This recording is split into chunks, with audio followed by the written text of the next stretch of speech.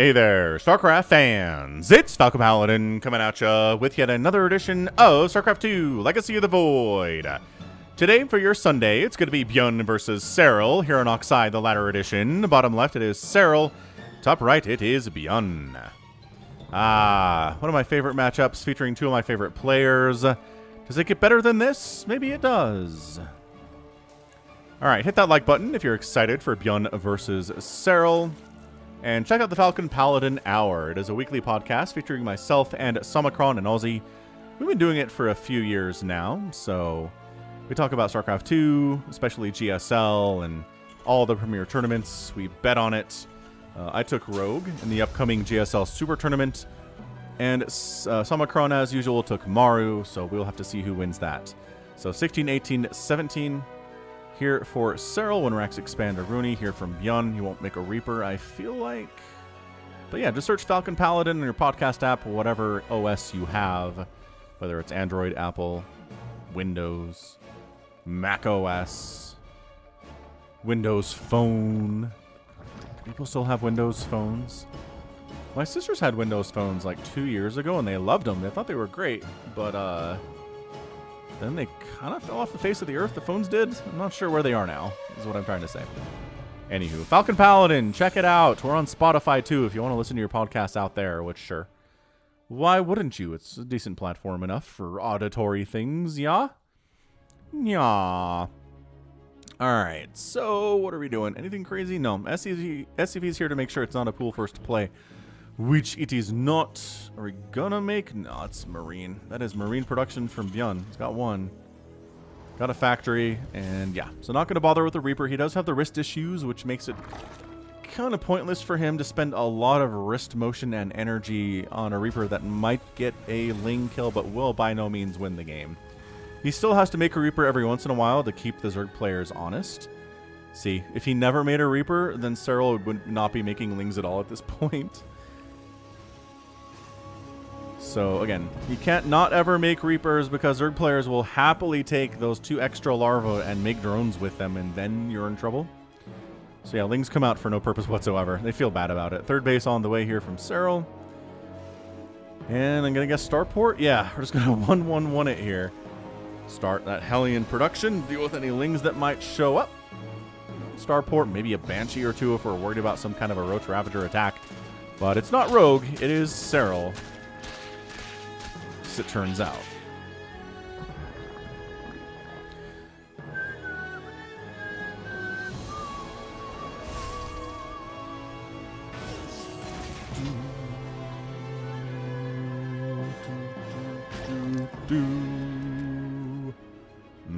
StarCraft music has just always been soothing, inspiring. It's just always been good. I don't know what to tell you about it otherwise.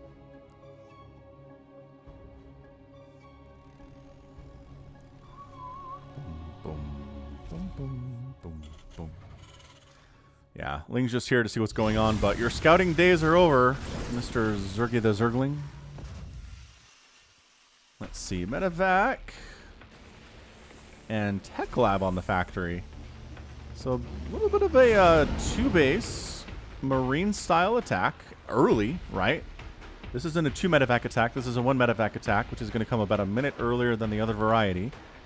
And tank production. So we're going to do some pressure here. Try to kill Serral early, which has been a pretty...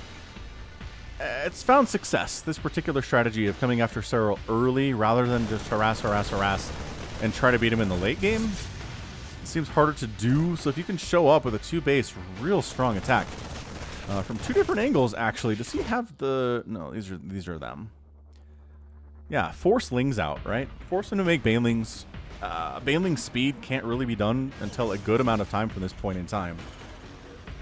So he has to defend with things like Roaches and Speedlings and Queens, which Marines can kind of get around a bit, to be honest with you. Roaches are in production, 3rd CC on the way from ByuN. This is not a 2-base all-in by any stretch. He's definitely more interested in, no.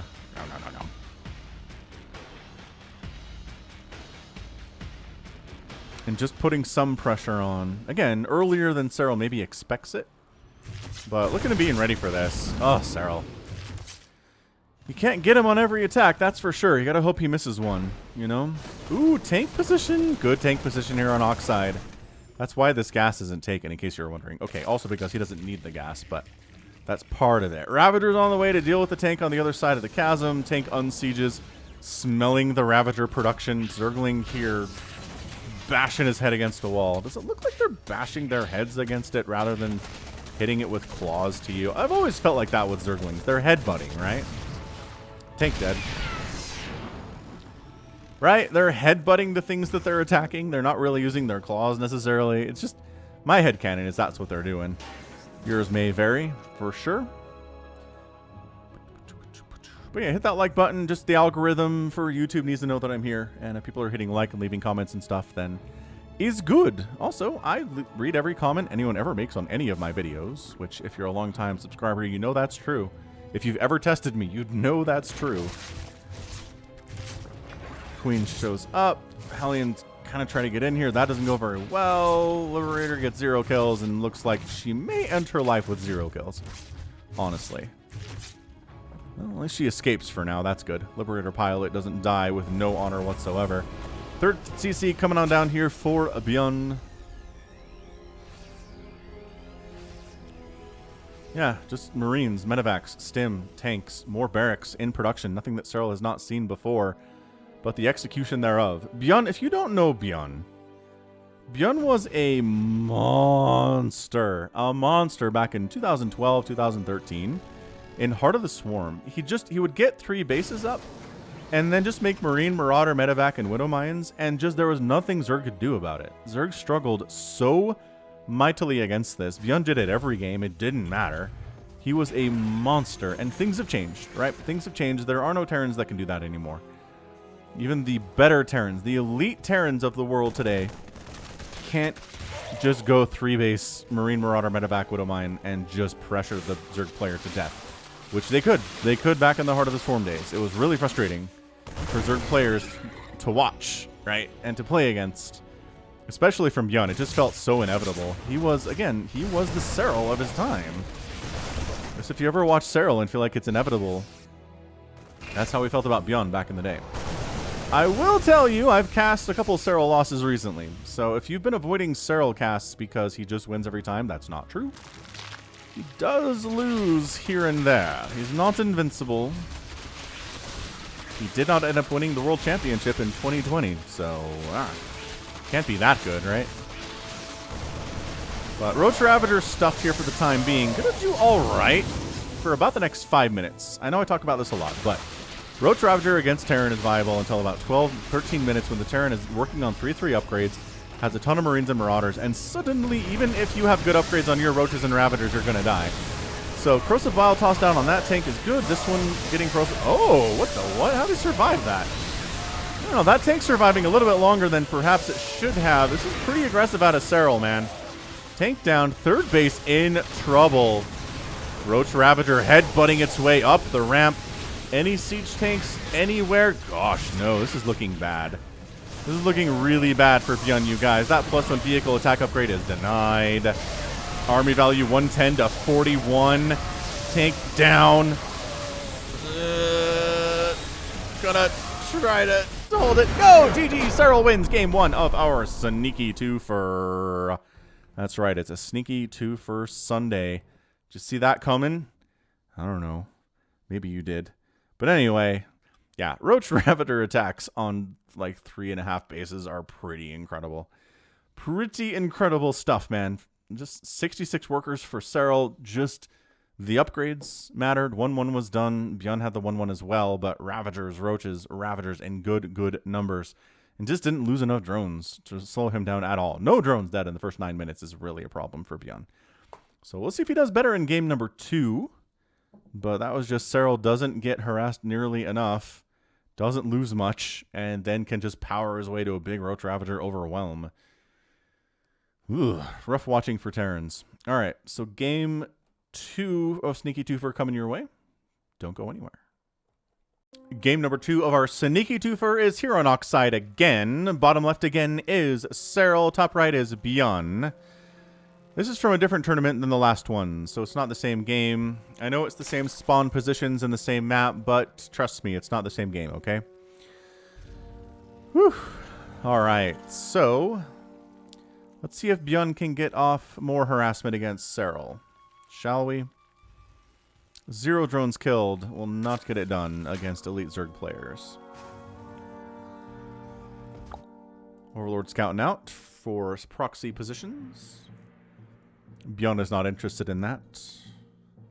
Or else it'd be sending out SCVs already.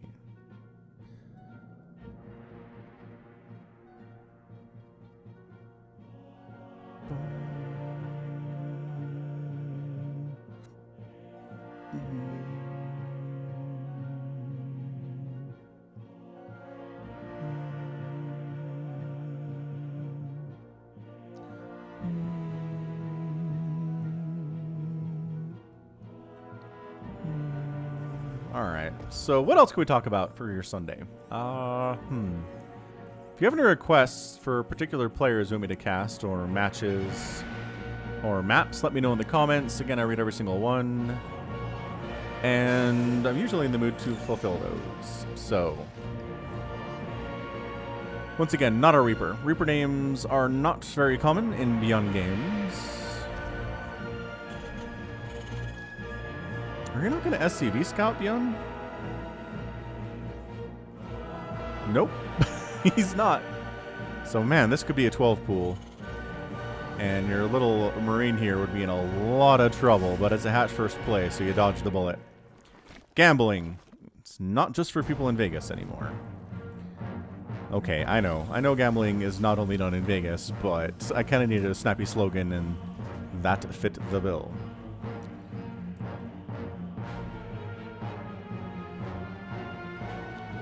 Third base going down.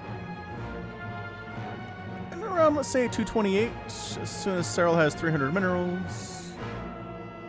6, 7, 8. Oh, that's beautiful. Oh, look at my prediction abilities. That's gorgeous. Really fantastic stuff. And there's your starport. So ByuN likes going for the 1-1-1 Arama. Going for double Marine.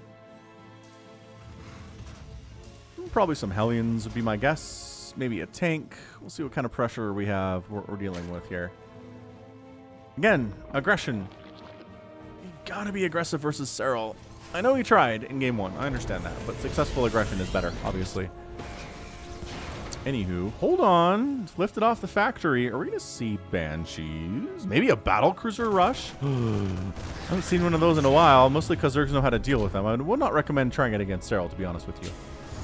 But, yeah. Oh, it is Banshee. Ooh, with Cloak even. Cloak Banshee. Fancy pantsy stuff. The good thing about Banshees is it helps deal with those Roach Ravager attacks that killed him in game 1, so maybe him having Banshees will keep him alive in a similar situation in game 2, or maybe he can use them offensively and kill a ton of drones. That'd be a lot of fun, right?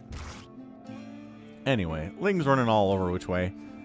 Trying to see, I don't know, proxies, or they're super fast ninjas coming up somewhere, which would honestly be kind of hilarious. But Roach Warren coming in from Serral. It could be defensive, you don't know. Could be offensive, can be used for both purposes. Kind of like Banshees, they can be used for defense. But if you're getting the Cloak upgrade, they're probably for offense. Would be my assumption, yeah. And if you're going to get Cloak, you want to make at least 2. So second Banshee on the way. Banshee. Cruising out on her own. No escorts.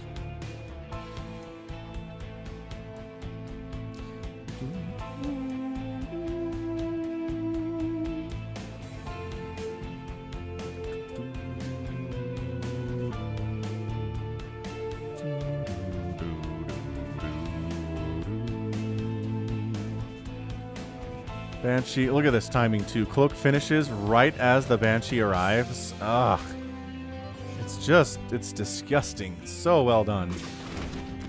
Timings these guys have, these players have on their ability. Wait. Oh, okay. Man, that vision range on that Spore is not a joke. So Banshee can usually sit here between bases, maybe kill transferring drones, kill queens that wander out too far, or maybe that don't wander out too far at all. Scouting Overlord gets killed Marines here with a Banshee and 2 Hellions. This is aggressive. This is an aggressive play. Banshee getting free hits off on Queens is going to be really good for the situation. Banshee is getting free hits off on the spawning pools, also very good. Oh, and Serral going to lose his 3rd base to this. All right, that Banshee dies. This Banshee also dies. But 5 drones go down. The 3rd base needs to die. ByuN, I need you to kill it, sir. I know it's going to be a little bit difficult to time it right, but you got it. Okay. So 3rd base for Serral dies. Massive blow to his ability to win this game. The Banshees, the Banelings don't connect on anything here, and suddenly, this little Marine, well, that attack, wow, getting overexcited here, is doing stuff. I don't know if it's going to win the game, but by golly, killing the 3rd base of Serral is a fantastic way to get it started. Get your path to victory started. Do a scan right here would be beautiful. Not going to happen. 3rd base for ByuN coming in. Additional barracks on Zave. Hellbat comes in first, sacrifices himself to the swarm. Actually, intends to sacrifice himself, but pulls back at the nick of time and doesn't die. Interestingly. Tumor down. Nice job. Good map awareness to be back and take that down. Spire on the way from Serral at 6.5 minutes. Which tells me we're making some of the Mutalisks. We don't see that a lot against Terran these days. Thors are a good answer to Mutas. Turrets, Marines, Widow Mines, all good answers to Mutalisks. Like, it is hard for a Terran to not be making something that is really good against Mutalisks in a ZVT.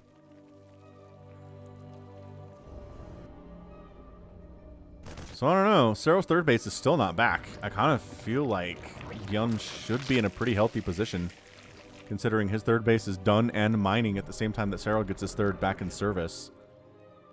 Yeah, it's just sometimes you're dealing with Banshees and a little too focused on that, and you can't necessarily see the big attack coming your way. 2 tanks, it really helps here for ByuN.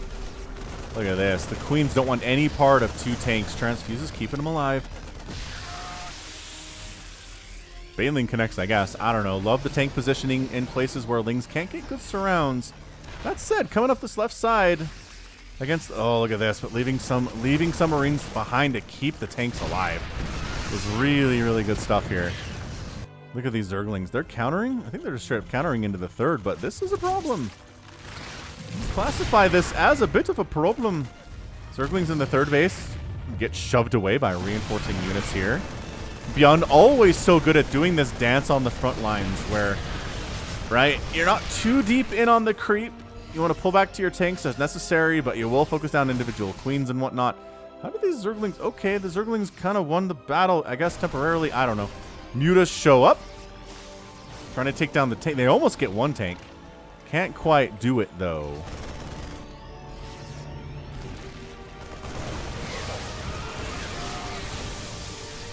Man, beautiful. Just absolutely fantastic plays here. Out of both players. Baneling's getting some decent connections. Tank does get picked off. It was already very wounded. Easy for the Mutas to finish it off here. The Banelings are the big problem. If this was just Ling... Alright, yeah. If this was just Zergling Mutalisk, it'd go a lot better. But the Banelings are a concern. Medevac's trying to heal up these guys as much as possible. And you know what? Doing pretty good. Mutas falling back to try to take down the tank again. We're reinforcing Marines. Makes them do it a little bit slower. I guess that's a free Mutalisk. Like, a single Mutalisk is always a free Mutalisk. And bam! Serral is forced to tap out. ByuN gets the win in game number 2 here. Hold on a second. What are we missing? Interesting play. Like, okay, so this is where he GG's out, right? Yes, this is where he GG's out. Gosh dang it. I guess he's just assuming all of his Mutas are going to die because, you know, against this many Marines, they are. Gosh dang it. I'm really trying to get this to the point in the game where... Yeah. So he just doesn't have any Banelings, right? We talked about... I just mentioned that. He doesn't have any Banes. That was perfect, actually. So Mutalisk Ling Queen is not going to work against Marine Tank in general. This tank's got 4 kills. The number of Mutalisks here is a pretty heavy amount, but this group up here is a problem. The fact that Serral has not felt comfortable enough to take a 4th base at all, while ByuN's happily running on 3 with a little bit of Ling harassment. It is not a great position, and in fact, one that you probably want to just get a redo on, right? It was a game that was predicated on that initial attack that did end up killing the third base, really slowed Serral down, made this follow-up push much more powerful. And the Zerg player decided, okay, we can live to fight another day. Let's get over here. The fact that ByuN has the 1/1 upgrades and Serral has no upgrades at all as far as armor or attack are concerned is a major problem too. So beautiful. Just really nice little sneaky twofer there for your Sunday. Both players getting a win, which is always nice to see. Both Zerg and Terran happy today. Doesn't happen very much, but it's always nice when it does, I feel like. So, all right. Fantastic. That right there is going to be it from me. This has been Falcon Paladin coming at you with yet another edition of StarCraft 2 Legacy of the Void for your Sunday. Go ahead, hit that like button, hit that subscribe if you like what you saw and what you heard today. You can also catch me on Twitter, Facebook, Patreon, and Twitch, all at /Falcon Paladin. And until next time, as always, thank you so much for watching. You take care of yourself.